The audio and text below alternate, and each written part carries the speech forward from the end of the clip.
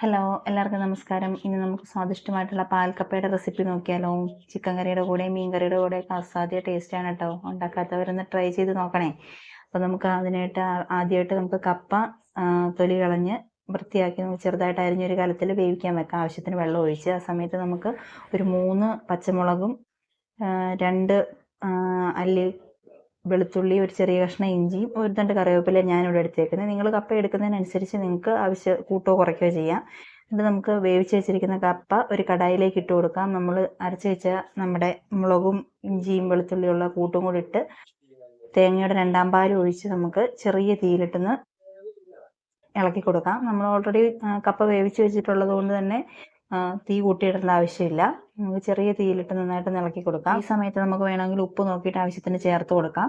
തീ ഓഫ് ചെയ്തതിന് ശേഷം നമുക്ക് 1 പാൽ ചേർത്ത് നന്നായിട്ട് ഇളക്കി യോജിപ്പിക്കാം. അതിലേക്ക് നമുക്ക് കടുക് താളിച്ച്